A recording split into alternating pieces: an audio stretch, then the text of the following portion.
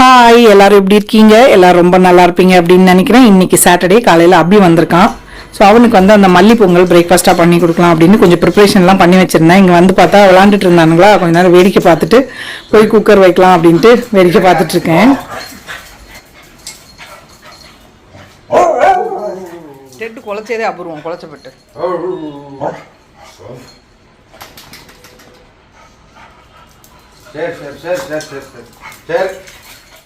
இப்போதான் கொஞ்ச நாள் முன்னாடி ஷேர் பண்ணேன் இல்லையா, அளவு பார்த்தீங்கன்னா 1 கப் அரிசி, 1/2 கப்பு பாசிப்பருப்பு, கொஞ்சமா மல்லி, பச்சை மிளகாய், இஞ்சி, கொஞ்சமா மிளகு ஜீரகம் அரைச்சிட்டு அது கூடவே 4 கப் அளவுக்கு தண்ணி சேர்த்துருக்கேன். தேவையான அளவுக்கு உப்பு சேர்த்துட்டு 2 டேபிள் ஸ்பூன் நெய் சேர்த்து மேலே இந்த இது வச்சுட்டு 1 கப் சனா நைட்டு ஊற வச்சிருந்தேன். மத்தியானத்துக்கு சோலை பட்டூரை பண்ணலான் இருக்கேன். அதனால அந்த சனா கூட பார்த்தீங்கன்னா 2 கிராம்பு, பட்டை, கொஞ்சமா பிரிஞ்சி எல்லாம் சேர்த்துட்டு மீடியம் இதில் ஒரு 10 நிமிஷம் வச்சு விட்டுற போறேன். சட்னியும் காலையிலே ரெடி பண்ணிட்டேன் இந்த வேலையெல்லாம் செய்யறதுக்கு முன்னாடி. அதுக்கும் தாளிச்சிட்டு இப்போ பொங்கலுக்கும் அதே இதில் பேனில் அப்படியே தாளிச்சு வச்சிடலாம். குக்கர் ஸ்டீம் போனதும் திறந்தோன்னா டக்குன்னு போட்டுடலாம் அப்படின்னு. தாளிப்புக்கு பார்த்தீங்கன்னா நெய், எண்ணெய் ரெண்டும் மிக்ஸ் பண்ணிட்டு மிளகு, ஜீரகம், இஞ்சி பொடியாக கட் பண்ணது, கருவேப்பிலை, முந்திரி பருப்பு இதெல்லாம் சேர்த்துட்டு ஆஃப் பண்ணி வச்சுட்டேன் அப்படின்னா ஸ்டீம் போனதுக்கப்புறமா நம்ம அது கூட சேர்த்துக்கலாம். திருப்பியும் அவங்க விளாண்டுட்டு இருக்கானுங்க. சரி, இன்னும் என்ன பண்ணுறாங்க அப்படின்னு போய் பார்க்கலான்னு தாளிப்பு பாருங்க. நல்லா இந்த மாதிரி ரெடி பண்ணி வச்சுருக்கேன்.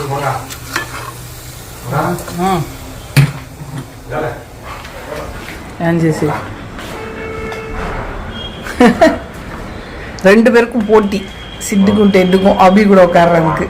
எப்பயாவது வராங்கல்ல, அதனால 2 குண்டூஸ். நாளைக்கு வந்து நான் ஒரு அன்ஆர்கனைஸ்டு கிச்சன் டூர் எடுத்து போடுறேன். ரொம்ப நாள் ஆச்சுல்ல, அபி வந்திருக்கான். ஸோ இவனை வீடியோ எடுக்க சொல்லி. என்ன அபி, ஓகேயா? வீடியோலேயே கேட்குறோம், இல்லைன்னா ஓடிடுவான் ஃப்ரெண்ட்ஸை பார்க்க, வேறு எதாவது வேலை இருக்குன்னு. அதனால் அமுக்குறோம்.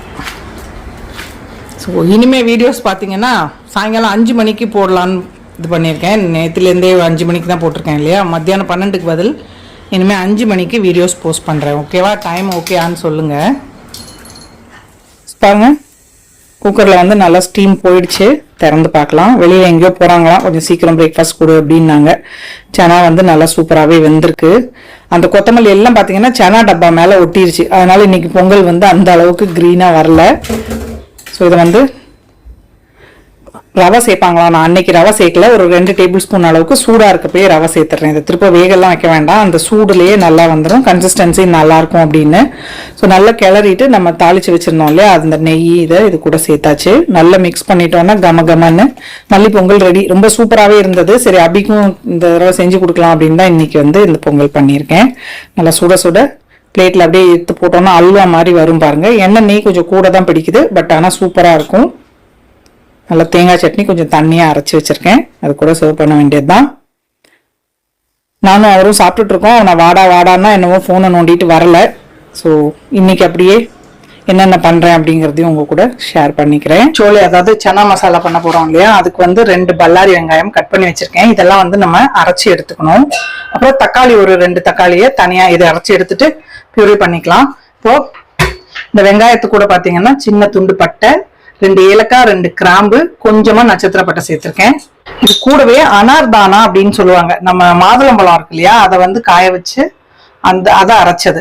இது வந்து கொஞ்சம் கலர் கொடுக்கும், அதுக்காக தான் கொஞ்சம் பிளாக்கா வரும். சனா டீ தூள் போட்டு வேக வைப்பாங்க. நான் இன்னைக்கு டீ தூள்லாம் போட்டு வேக வைக்கல. அதே மாதிரி ட்ரை நெல்லிக்காய் கூட போடுவாங்க, கொஞ்சம் அந்த கருப்பு கலர்ல வரணும் அப்படிங்கிறதுக்காக. நம்ம கேஸ்ட் அயர்ன் பேன்ல பண்ணோம்னா கொஞ்சம் கலர் நல்லாவே வரும். ஸோ இது கூட 2 பச்சை மிளகாவும் சேர்த்துட்டு தண்ணி சேர்க்காம அரைச்சி எடுத்துக்கலாம். 2 பச்சை மிளகாய் சேர்த்துக்கிறேன். இதை அரைச்சி எடுத்துட்டு வந்துடுறேன். இந்த மாதிரி அரைச்சி எடுத்தாச்சு.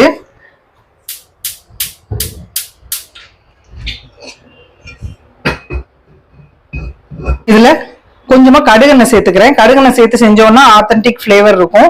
ஸோ ஒரு டேபிள் ஸ்பூன் அளவுக்கு சேர்த்திருக்கேன். கடுகெண்ணெய் எப்பயுமே பாத்தீங்கன்னா நல்ல புகை வந்ததுக்கு அப்புறமா சமைச்சோம் அப்படின்னா தான் வயிற்றுக்கும் அந்த கேஸ்ட்ரிக் ட்ரபிள்லாம் இல்லாம இருக்கும்னு சொல்லுவாங்க. இது கூட நம்ம கடலை எண்ணெயும் சேர்க்க போறேன். இது ஆனா நல்ல புகஞ்சு வரட்டும். அது புகஞ்சு வந்ததுக்கு அப்புறமா மத்த எண்ணெய் சேர்த்துக்கலாம். எப்பயுமே அவங்க வந்து கடுகெண்ணெய் ஏதாவது சமைக்கிறாங்க, சப்ஜி எல்லாம் பண்றாங்க அப்படின்னா நல்லா அது புகை வந்ததுக்கு அப்புறமா தான் தாளிப்பு சேர்ப்பாங்க. ஸோ அந்த பச்சை வாசனையும் இல்லாம இருக்கும், பட் நல்ல ஃபிளேவரும் கிடைக்கும். அதனால இது வந்து நல்லா போக வர அளவுக்கு இதை சூடு பண்ணிக்கலாம். இன்னும் நல்லா சூடாயிட்டு இருக்கு. அந்த டைம்ல 2 தக்காளி பாருங்க, பெருசா ஒன்று, ஒரு மீடியம் சைஸ் எடுத்திருக்கேன். இதை நம்ம இதுல வதக்கிறதுக்கு சேர்த்துட்டு அதையும் பியூரி பண்ணி எடுத்துக்கலாம். நான் அன்ஆர்கனைஸ்டு கிச்சன் டூர் அப்படின்னு சொன்ன பாத்தீங்களா, எதுவுமே கிளீன் எல்லாம் பண்ணல. நார்மலா கிச்சன் டூர்னா எதுவுமே ஒரு டூர் அப்படின்னா நம்ம கொஞ்சம் நீட் பண்ணி எல்லாம் பண்ணிட்டு எடுப்போம். இப்ப வந்து நான் ஆஷ் டீஸ் எப்படி இருக்கோ யூஸ் பண்றது. ரொம்ப நாள் ஆச்சு. நான் ஃபர்ஸ்ட் ஹோம் டூர் 2 பார்ட்டா போட்டிருந்தேன். அது போட்டே 2 வருஷத்துக்கு மேல ஆகுதுன்னு நினைக்கிறேன், அந்த புதுசுல போட்டது. ஸோ சும்மா இப்போ எப்படி இருக்கு அப்படிங்கறத காட்டுறேன். ரியல் கிச்சன் எப்படி இருக்கும் அப்படிங்கிற மாதிரி. எல்லாம் கச்ச கச்சன்னு தான் இருக்கு. ஸோ பட் ரியலிஸ்டிக்கா இருக்கும் இல்லையா, அதனால இது நானா எடுக்கிறத விட அப்படியே எடுத்தானா நான் கொஞ்சம் சொல்றப்ப ஈஸியா இருக்கும். இல்லைன்னா ட்ரைபாட் வச்சு எனக்கு டைம் ஆகும் எடுக்கிறதுக்கு. எடுக்கலாம், அவனா இருந்தா 1 மணி நேரத்துல எடுக்கிறது, நானா இருந்தா ஒரு 4-5 மணி நேரம் ஆயிடும். இங்க வச்சு எக்ஸ்பிளைன் பண்றதுக்கு இந்த இடம்னா கொஞ்சம் மேல வைக்கணும், ஆங்கிள் அதெல்லாம் பார்க்கணும். அவன் இருந்தானா டக்குன்னு முடிச்சிடலாம்.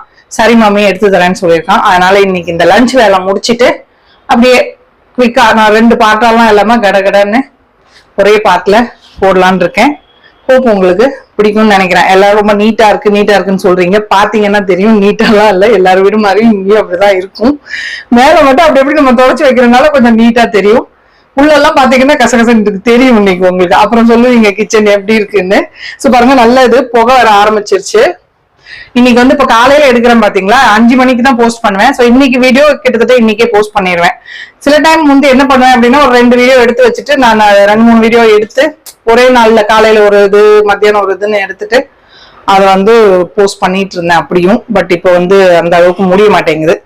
இப்போ 5 o'clock அப்படின்னா, ஏன்னா அண்ணுதான் சொன்னா மத்தியானம் போட்டீங்கன்னா எல்லாரும் சாப்பிடுவாங்க தூங்குவாங்க, மம்மி உன் வீடியோ யார் பார்ப்பாங்க, ஈவினிங் டைம்ல கொஞ்சம் ஃப்ரீயா இருப்பாங்க, டைம் மாத்தி பாரு மம்மி வியூஸ் கிடைக்குதா பார்ப்போம் அப்படின்னு.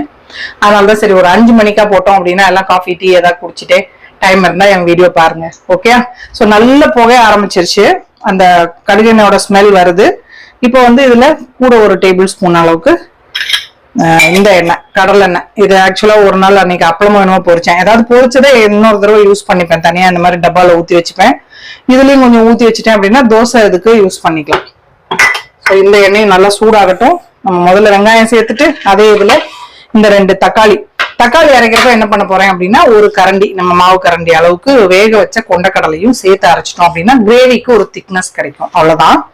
நிறைய டிஃப்ரெண்ட் சனா ரெசிபி எல்லாம் மீன்ஸ் சோலி ரெசிபி ஷேர் பண்ணிருக்கேன். நீங்க வீடியோஸ் வந்து தெரிய மாட்டேங்குது அப்படின்னு சொல்றீங்க இல்லையா, பிளேலிஸ்ட்ல போய் பாத்தீங்கன்னா இருக்கும்.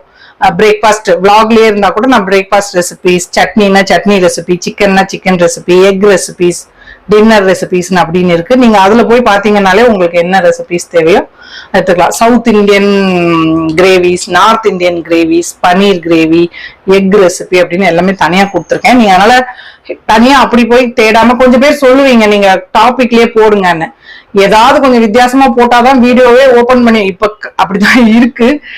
எனக்கு வந்து இது போடுறது பிடிக்கும் தான். இன்னைக்கு இந்த சனா சோலை பட்டூரே அப்படின்னு போட்டா யாரும் அவ்வளவா பார்க்க மாட்டாங்க. வேற ஏதாவது ஒரு இது டே இன் மை விளாக் இல்லைன்னா அவுட்டிங் அப்படி வந்திருக்கான் அப்படி இப்படின்னு பார்த்தா சரி ஏதோ இருக்கு போல அப்படின்னு ஓபன் பண்ணி பாப்பீங்க. சோ அதனால ரெசிபி இது வந்து நான் அந்த மாதிரி பிளேலிஸ்ட்ல கொடுத்துருவேன். நீங்க இப்போ அதுல போய் பாத்தீங்கன்னா நார்த் இந்தியன் கிரேவின்னு பாத்தீங்கன்னா அதுல நிறைய இருக்கும். சனா ரெசிபியே பாத்தீங்கன்னா கிட்டத்தட்ட 6-7க்கு மேல இருக்கு டிஃப்ரெண்டா. ஸோ நீங்க வந்து சர்ச் பண்றது அப்படி சர்ச் பண்ணீங்கன்னா உங்களுக்கு ஈஸியா இருக்கும். ஏற்கனவே ஒரு தடவை சொல்லியிருக்கேன், புதுசா யாராவது நம்ம சப்ஸ்கிரைபர்ஸ் வந்திருக்கீங்க அப்படின்னா அவங்களுக்கு அடுப்பு நல்லா சிம்ல வச்சிருக்கேன். இது எப்படின்னு தெரிக்கும். போட்டுட்டு அந்த பக்கம் கையை தூக்கிடணும் டக்குன்னு.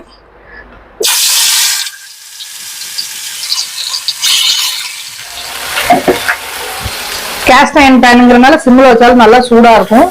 இந்த வெங்காயம் வந்து நல்லாவே கலர் சேஞ்ச் ஆகணும், அந்த அளவுக்கு வதங்கட்டும். அதுக்குள்ள போய் நான் தக்காளி அது கூட கொஞ்சமா கொண்டக்கடலை போட்டு அரைச்சிக்கணும். வெங்காயம் நல்லா ப்ரௌன் கலரா மாறி வதங்கிருச்சு. அரைச்ச தக்காளி பேஸ்ட் சேர்த்துடலாம். இது கூடவே கொஞ்சம் கொண்டக்கடலையும் சேர்த்து அரைச்சிருக்கேன் நான். அந்த கிரேவிக்கு திக்னஸ் கொடுக்கும். அதுக்காக மசாலா தூள் பாத்தீங்கன்னா உப்பு, மஞ்சத்தூள், நார்மல் மிளகாத்தூள் கொஞ்சமா எடுத்திருக்கேன், காஷ்மீரி ரெட் சில்லி பவுடர், அப்புறம் தனியா பவுடர் கூட சேர்த்துக்கலாம். இறக்கிறதுக்கு முன்னாடி கடையில வாங்கினா சனா மசாலா இருக்கு, அது சேர்த்துக்கலாம். இப்ப இந்த தக்காளி வந்து நல்லா எண்ணெய் பிரிஞ்சு வரணும், அது வரைக்கும் வதக்கிடலாம். இது வதங்கிட்டு இருக்கு. பட்டூரைக்கு பாத்தீங்கன்னா இன்னைக்கு வேக வச்சு உருளைக்கிழங்கு சேர்த்து பண்ண போறேன். நேத்தே வேக வச்சு ஃப்ரிட்ஜில் வச்சுட்டேன். நல்லா ஜில்லுன்னு இருக்கிறத இந்த கேரட் துருவி எடுத்துடணும். நம்ம மசிச்சோம் அப்படின்னா பூரியில கட்டிக்கிட்டே இருந்ததுன்னா ஒழுங்கா வராது. மாவு இல்ல அப்படின்னு ஞாபகம் இல்லை, அதனால அப்படியே வெளியே போயிருக்கான், வாங்கிட்டு வாடான்னு சொன்னேன். வந்ததுக்கு அப்புறம் தான் மாவு பிசையணும். நான் நினைச்சேன் சப்ஜி பண்றதுக்கு முன்னாடியே மாவு பிசைஞ்சு வச்சிடலான்னு. சோ ஓகே, அது வந்ததுமே கூட டக்குன்னு பண்ணிடலாம். ஒரு 10-15 நிமிஷம் மாவு ஊறுனா போதும், ரொம்ப நேரம் புளிக்க வேண்டாம். ஈஸ்ட் போட்டும் செய்வாங்க, இல்லைன்னா தயிர் அந்த மாதிரி பேக்கிங் பவுடர், இதுக்குமே பேக்கிங் பவுடர் சேர்ப்போம். இன்னொரு இது பாத்தீங்கன்னா தயிர் போட்டு அது புளிக்கணும், 1 மணி நேரம் 2 மணி நேரம் வச்சு புளிக்க வச்சு அப்புறம் செய்யணும். இது சேர்க்கறதுனால கொஞ்சம் சாஃப்டாவும் இருக்கும். அதனால ஈஸி மெத்தட் இது பண்ணிடலாம், எடுத்துடலாம். டெய்லி மத்தியானம் சாதம் சாப்பிட்டு போர் அடிக்குது. நேற்று மத்தியானம் ப்ரௌன் ரைஸ் பண்ணியிருந்தேன், பொன்னாங்கண்ணி கீரை கூட்டு, அப்புறம் முந்தா நேற்று நைட் பண்ணியிருந்தேன் பாத்தீங்களா ஆலு கோபி சப்ஜி, அது இருந்துச்சு. முட்டை அது வச்சு நேற்று லஞ்சு முடிச்சாச்சு சிம்பிளா. வேற ஒன்றும் பண்ணல, ரைஸ் மட்டும் வச்சுட்டு அதான் பண்ணியிருந்தேன். ஸோ உருளைக்கிழங்கு நல்லா இந்த மாதிரி துருவிடணும், கட்டியே இல்லாம. இதை மாவு பிசைறப்ப கூட சேர்த்து பிசைஞ்சிட்டோம்னா பட்டூரா சூப்பரா வரும். இன்ஸ்டன்டா பண்ற பட்டூரா ரெசிபி இது. இது இருக்கட்டும், அவ்வளவுதான்.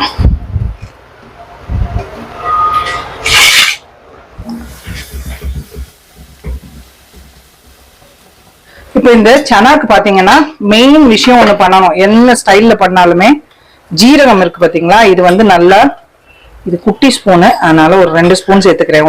ஒரு டீஸ்பூன் அளவுக்கு ஜீரகத்தை இது நல்ல ப்ரௌன் ஆற அளவுக்கு வெறும் இதுல வறுத்துட்டு அப்படியே பொடிச்சு லாஸ்டா இறக்குறப்ப மேல போட்டோம்னா அந்த சோலைக்கு ஒரு ஃபிளேவர் சூப்பரா வரும். எந்த டைப்ல நீங்க இந்த பட்டூரே கூட பண்ற சோலை பண்ணீங்கன்னா இந்த இது எனக்கு ஒரு பஞ்சாபி ஃப்ரெண்டு தான் சொல்லி கொடுத்தாங்க. ஸோ அதுதான் சீக்ரெட்.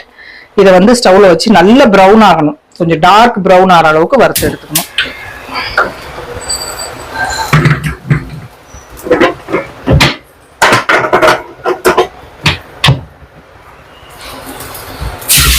இந்த பக்கம் ஜீரகம் வறுக்கிறதுக்கு வச்சிருக்கேன். மசாலா நல்லா வதங்கிடுச்சு.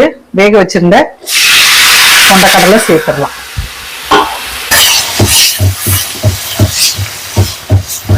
ஆறுனா கொஞ்சம் திக்காயிடும், அதனால தண்ணி இன்னும் கொஞ்சம் சேர்த்துக்கலாம். உப்பு இது செக் பண்ணிக்கலாம், இந்த ஸ்டேஜ்ல பத்தலைன்னா சேர்த்துக்கலாம்.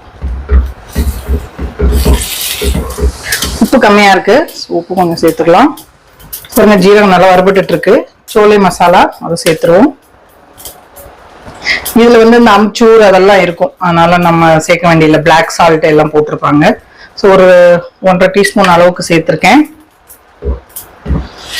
இது சனா மசாலா இல்லைன்னா நீங்க இது கூட அம்ச்சூர் அந்த மாதிரி சேர்த்தீங்க அப்படின்னா அந்த ஃபிளேவர் கிடைக்கும். பாருங்க நல்லா இந்த மாதிரி வறுபடணும், கொஞ்சம் டார்க்கா. கசூரி மேத்தி,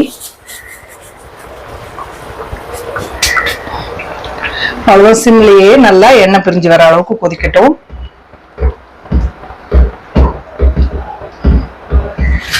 வறுத்த ஜீரகத்தை பொடிச்சுக்கலாம்.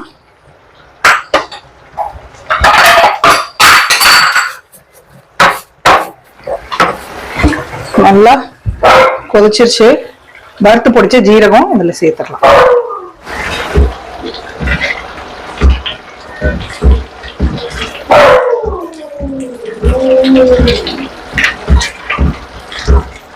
கம கமன்னு சனா மசாலா நல்லா எண்ணெய் பிரிஞ்சு வர ஆரம்பிக்குது. மல்லியில சேர்த்துட்டு அப்படியே ஒரு 4 நிமிஷம் சிம்ல வச்சுட்டு ஆஃப் பண்ணிடலாம். சனா சூப்பரா ரெடி ஆயிடுச்சு, ஆஃப் பண்ணிடலாம்.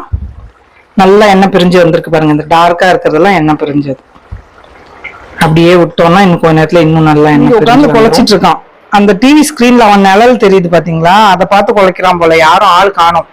நான் வந்ததும் நிறுத்திட்டான் குழைக்கிறது. பாருங்க ஸ்கிரீன்ல அவன் தெரியறான். அவனை பொறுத்த வரைக்கும் அவன் மனுஷன். கண்ணாடியில பார்த்தான்னா அப்படி குழைப்பான் அவனை பார்த்தே. Comedy piece. டேய் சிட்டு, எவருமா அபியா வச்சுட்ட? அபியதி அபி வச்சு சொல்லு. டாடி டாடி டாடி வச்சு 3 பாருங்க. கட்டாடியில படுத்திருந்தா வந்துட்டான். டாடி வந்துட்டாங்க, அபி வந்துட்டாங்கன்னா. இதுதான் அவங்க உலகம். அப்படி வெளியே நின்று வேடிக்கை பார்த்தா ஒரே சந்தோஷமா இருக்கும். 2 கப் மைதா மாவு எடுத்திருக்கேன். இதுல 1 டேபிள் ஸ்பூன் எண்ணெய்,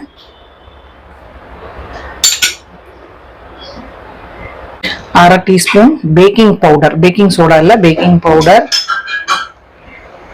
1 டீஸ்பூன் உப்பு, 1/3 கப்ல இருந்து 1/2 கப் அளவுக்கு தயிர் சேர்த்துக்கலாம். நான் 1/3 கப் சேர்த்திருக்கேன்.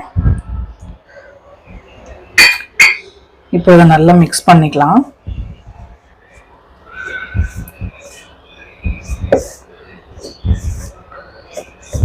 இது கூடவே 1 கப் அளவுக்கு துருவின உருளைக்கிழங்கு. நான் ஒரு மீடியம் சைஸ் உருளைக்கிழங்கு வேக வச்சிருந்தேன். அதை நல்லா முந்தின நாளே வேக வச்சு ஃப்ரிட்ஜில் வச்சுட்டேன். ஜில்லுன்னு இருந்ததுன்னா நல்லாயிருக்கும். ஸோ இது இப்போ கட்டி இல்லாமல் நல்லா மாவு பிசைஞ்சிக்கலாம். தண்ணி தேவைப்பட்டதுனா தான் சேர்க்கணும், இல்லைன்னா வேண்டாம். பிசைஞ்சிட்டு பார்ப்போம்.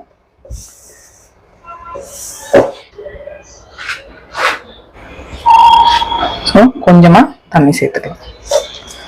இது இப்போ நல்லா சாஃப்டான மாவை பிசைஞ்சு எடுத்துக்கலாம்.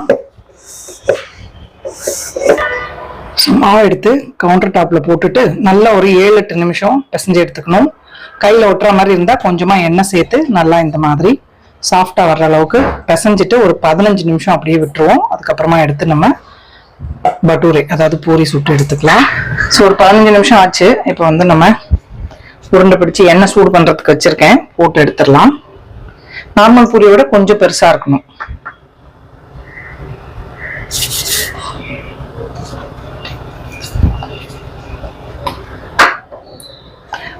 தேய்ச்சி வச்சோம் அப்படின்னா ஒட்டிரும். அதனால ஒன்னொன்னா தான் திரட்டிட்டு போடணும். நார்மல் பூரின்னா நம்ம ஒரு 5-6 உருட்டி உருட்டி வச்சுட்டு அப்புறம் கூட போட்டு எடுக்கலாம்.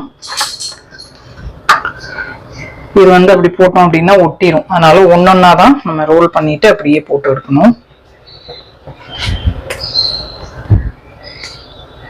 ரொம்ப மெலிசாவும் இருக்கக்கூடாது, ரொம்ப தடியாவும் இருக்கக்கூடாது.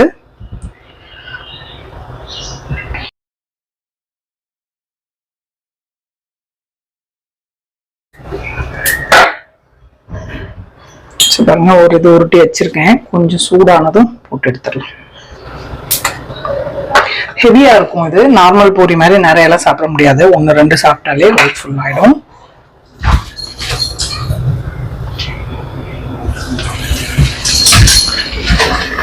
எண்ணெயில போட்டுட்டு நல்லா கரண்டி வச்சு இப்படி லைட்டா ப்ரெஸ் பண்ணி கொடுக்கணும்.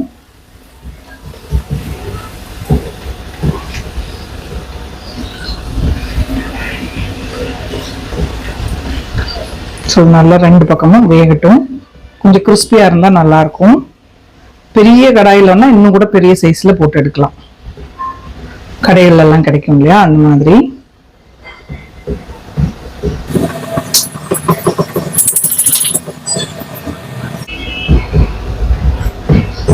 வெந்துருச்சு, எடுத்துடலாம். சூப்பரா புசு புசுன்னு நல்லா வந்திருக்கா. நம்ம நார்மலா உருளைக்கிழங்கு போடல அப்படின்னா கொஞ்சம் ரவை எல்லாம் சேர்த்துட்டு செய்யணும்.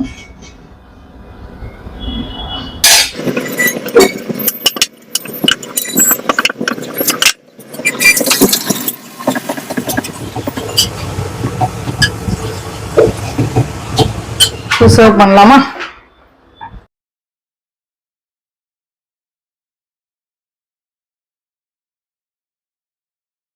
இந்த மாதிரி ஆனியன் ரிங்ஸ் வச்சு சர்வ் பண்ணலாம்.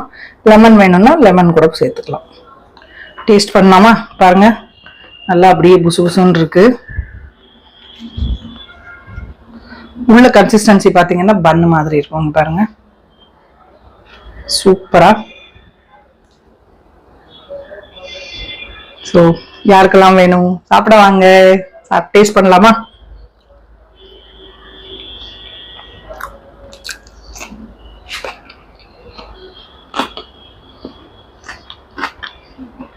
சூப்பரா இருக்கு.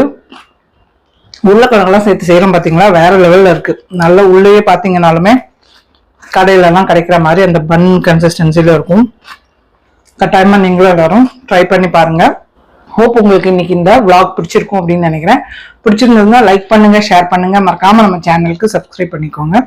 இவ்வளவு நேரம் இந்த வீடியோ பார்த்தவங்க எல்லாருக்கும் என்னுடைய நன்றி, வணக்கம். Love you all. மறக்காம லைக் தட்டி விட்டுருங்க. ட்ரை பண்ணீங்க அப்படின்னா எனக்கு ஃபீட்பேக் கொடுங்க. ஓகேவா? பாய்.